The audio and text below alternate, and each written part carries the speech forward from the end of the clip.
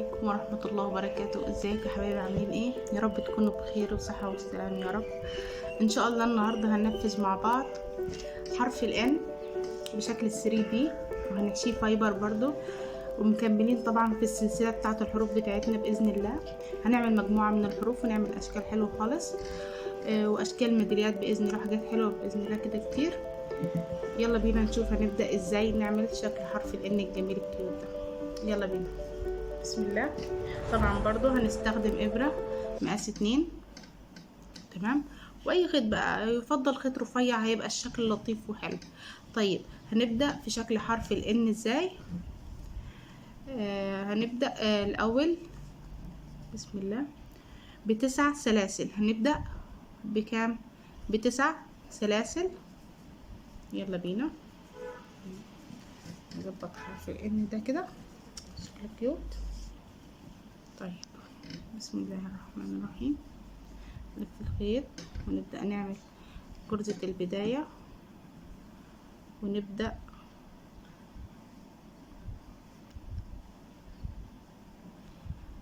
ب9 سلاسل. 1 2 3 4 5 6 7 8 9 بالشكل ده.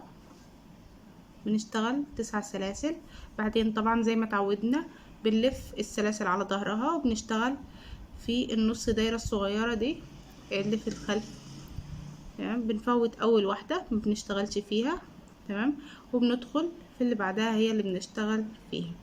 فهيبقى المجموع النهائي معانا هما 8 سلاسل او 8 غرز مش 9، بسبب الغرزة اللي احنا فوتناها كده. 1 ندخل في الظهر تاني، نشتغل 2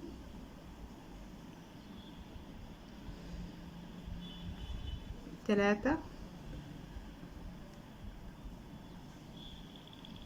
تمام 4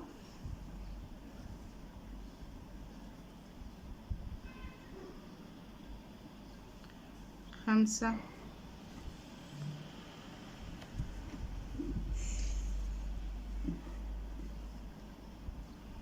6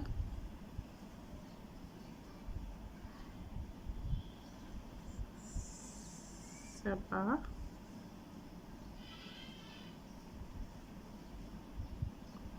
8.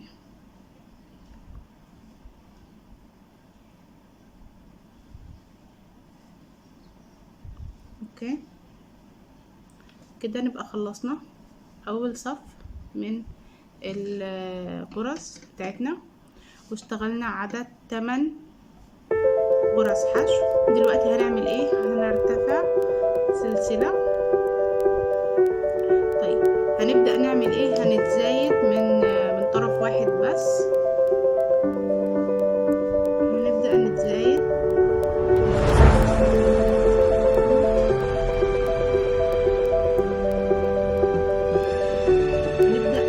من الطرف الداخلي اللي هو الحرف ال N. نبدأ نتزايد كده من الطرف ده، يعني هتزايد، يعني هنبدأ كده اهو. بسم الله. أول غرزة عندنا مش هنتزايد فيها، أول غرزة من ناحية اليمين في الصف التاني مش هنتزايد فيها، هتبقى 1 عادي جدا. طيب يعني ايه نتزايد اصلا؟ هنشوف دلوقتي ايه التزايد. تمام كده اهو 2 3 4 5 6 7. طيب ايه التزايد ده؟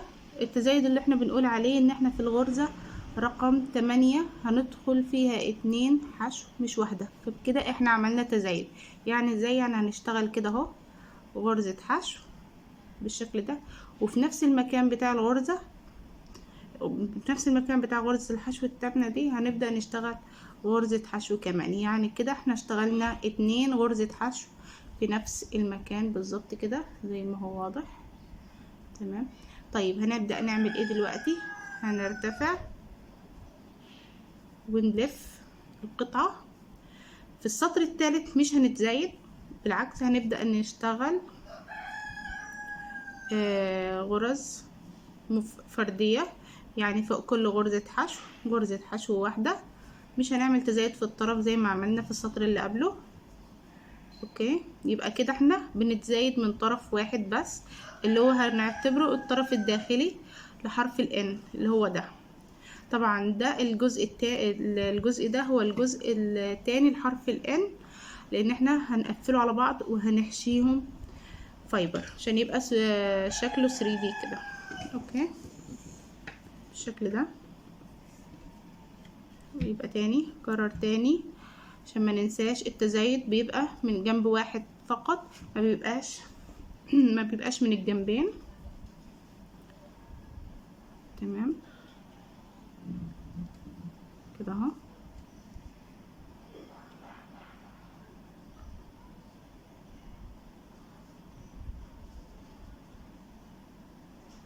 بعدين نرتفع سلسلة وبرضو نلف القطعة. هنلاحظ دلوقتي ان القطعة جاية بخط مستقيم من جنب، ومن الجنب التاني هتيجي مايلة بزاوية لبره كده. تمام.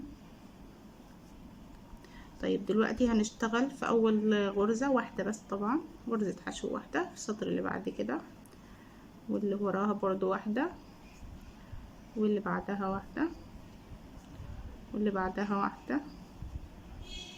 تمام. واللي بعدها برضو غرزة واحدة بالشكل ده، واللي بعدها واحدة كده اهو، واحدة وواحدة. طبعا لو جينا نعد عدد الغرز في السطر ده هنلاقيهم بقوا 9 غرز مش 8. يلا نعد كده: 1 2 3 4 5 6 7 8، ودي الغرزة رقم 9 لان احنا عملنا تزايد في السطر اللي قبل السطر ده. طيب. بعدين هنعمل ايه؟ هندخل في الغرزة رقم 9 وهنشتغل 2 حشو، فبكده اصبح الرقم معانا 10. هنرتفع سلسلة. السطر اللي بعد التزايد ما بنشتغلش فيه تزايد، يعني احنا كده بنشتغل تزايد سطر وسطر لا، سطر وسطر لا، فبنفضل نرتفع كده 15 صف بنعمل فيه تزايد، وصف ما بيكونش فيه تزايد بالشكل ده. الصف ده طبعا الدور عليه بيبقى مفيهوش تزايد، لان السطر اللي قبله هو اللي كان فيه التزايد. هنشتغل فوق كل غرزة واحدة بس.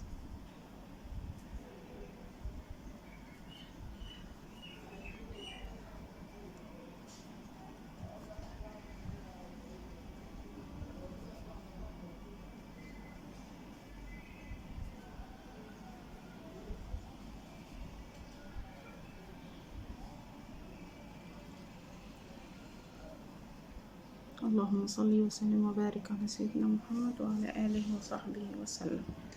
طيب دلوقتي هننتقل على الصف اللي بعد كده او السطر اللي بعد كده. هنشتغل برضو 1 1 1 غرزة حشو فوق كل غرزة حشو، وهنعمل تزايد في اخر غرزة حشو. يبقى في صف بنعمل فيه تزايد، وفي صف ما بنعملش فيه تزايد. صف سطر سطر لا، سطر وسطر لا، يعني سطر فيه تزايد وسطر ما فيهوش تزايد. تمام كده اهو. وطبعا لو لاحظنا هنلاقي كل مرة كانوا 8، بعد ما عملنا التزايد بقوا 9، بعد ما عملنا التزايد بقوا 10، بعد ما عملنا التزايد دلوقتي بقى 11. تمام. هنشتغل هنا 2 حشو لان ده الصف اللي عليه التزايد بالشكل ده. شايفين القطعة بدأت تاخد كيرف من جنب كده اهو. تمام. ومستقيمة من الجنب التاني. هنفضل نشتغل بنفس الترتيب ده، وبعدين هنبدأ نعد القطعة بتاعتنا. تمام. هنبدأ نعد القطعة بتاعتنا، السطور بتاعتنا، لحد ما نوصل للعدد 15 سطر. ازاي؟ بالشكل ده. ثانية بس تثبت الكاميرا. تمام كده: 1 2 3 4 5 6 كده 6 6 سطور. هنبدأ نكمل لغاية ما نكملهم 15 سطر. هكملهم وارجع لكم بعد ما نكملهم 15 سطر.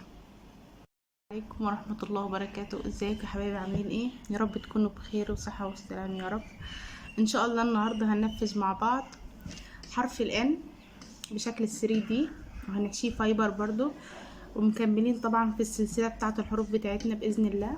هنعمل مجموعة من الحروف ونعمل أشكال حلوة خالص، وأشكال ميداليات بإذن الله، حاجات حلوة بإذن الله كده كتير. يلا بينا نشوف هنبدأ ازاي نعمل شكل حرف الان الجميل الكيوت ده. يلا بينا، بسم الله. طبعا برضو هنستخدم إبرة مقاس 2، تمام، واي خيط بقى، يفضل خيط رفيع، هيبقى الشكل لطيف وحلو. طيب هنبدأ في شكل حرف الان ازاي. هنبدأ الأول بسم الله ب9 سلاسل. هنبدأ بكام؟ ب9 سلاسل. يلا بينا نظبط حرف الان ده كده شكله كيوت. طيب بسم الله الرحمن الرحيم. نلف الخيط ونبدأ نعمل غرزة البداية، ونبدأ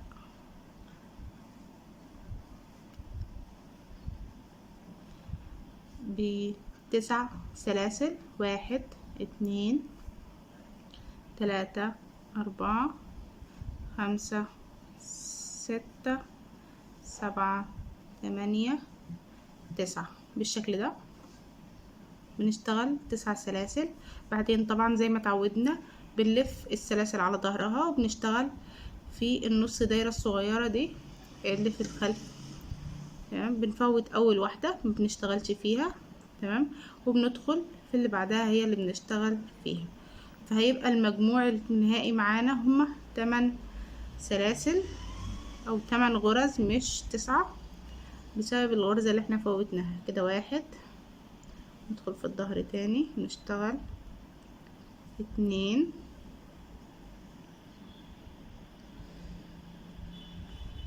3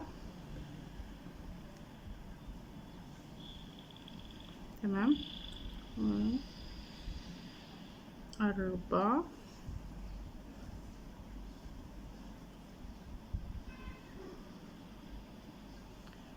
5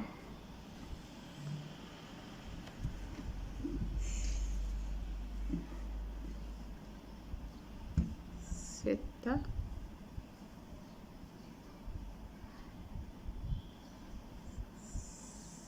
7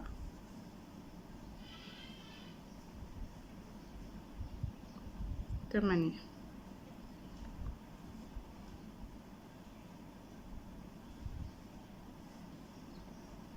اوكي كده نبقى خلصنا اول صف من الغرز بتاعتنا، واشتغلنا عدد 8 غرز حشو. دلوقتي هنعمل ايه؟ هنرتفع سلسلة. طيب هنبدأ نعمل ايه؟ هنتزايد من طرف واحد بس.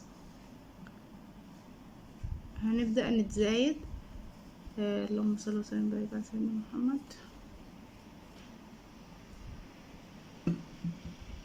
هنبدأ نتزايد من الطرف الداخلي اللي هو الحرف الان. هنبدأ نتزايد كده من الطرف ده. يعني ازاي؟ يعني هنبدأ كده اهو، بسم الله. اول غرزة عندنا مش هنتزايد فيها، اول غرزة من ناحية اليمين في الصف التاني مش هنتزايد فيها، هتبقى 1 عادي جدا. طيب يعني ايه نتزايد اصلا؟ هنشوف دلوقتي ايه التزايد. تمام كده اهو 2 3 4 5 6 7. طيب ايه التزايد ده؟ التزايد اللي احنا بنقول عليه ان احنا في الغرزة رقم 8 هندخل فيها 2 حشو مش واحدة، فبكده احنا عملنا تزايد. يعني ازاي؟ يعني هنشتغل كده اهو غرزة حشو بالشكل ده، وفي نفس المكان بتاع الغرزة بنفس المكان بتاع غرزة الحشو التامنة دي هنبدأ نشتغل غرزة حشو كمان. يعني كده احنا اشتغلنا 2 غرزة حشو في نفس المكان بالظبط كده زي ما هو واضح. تمام. طيب هنبدأ نعمل ايه دلوقتي؟ هنرتفع ونلف القطعة في السطر الثالث، مش هنتزايد، بالعكس هنبدأ نشتغل غرز فردية. يعني فوق كل غرزة حشو غرزة حشو واحدة، مش هنعمل تزايد في الطرف زي ما عملنا في السطر اللي قبله. اوكي، يبقى كده احنا بنتزايد من طرف واحد بس، اللي هو هنعتبره الطرف الداخلي لحرف الان اللي هو ده. طبعا ده الجزء ده هو الجزء التاني لحرف الان، لان احنا هنقفله على بعض وهنحشيهم فايبر عشان يبقى شكله 3D كده. اوكي بالشكل ده. يبقى تاني كرر تاني عشان ما ننساش، التزايد بيبقى من جنب واحد فقط، ما بيبقاش من الجنبين. تمام كده اهو.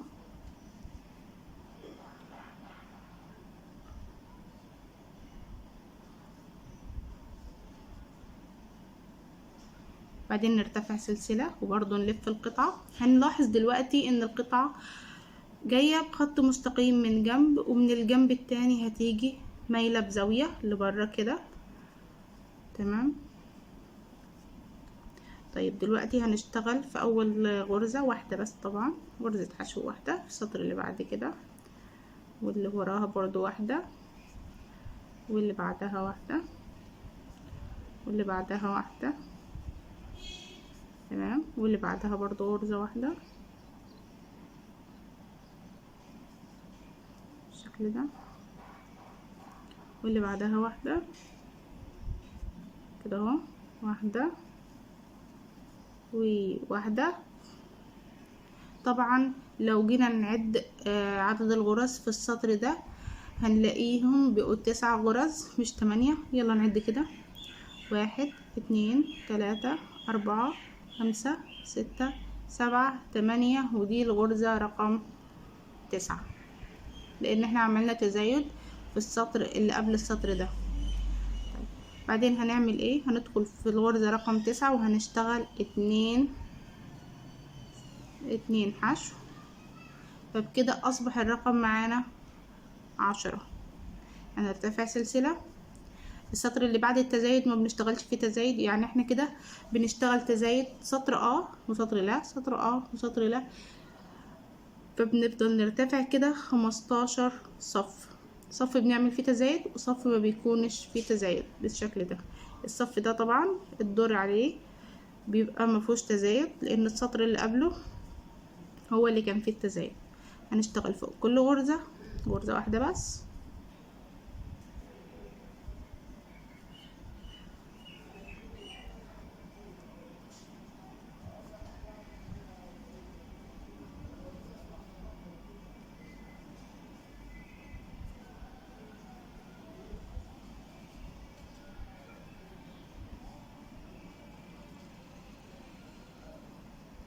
اللهم صل وسلم وبارك على سيدنا محمد وعلى آله وصحبه وسلم.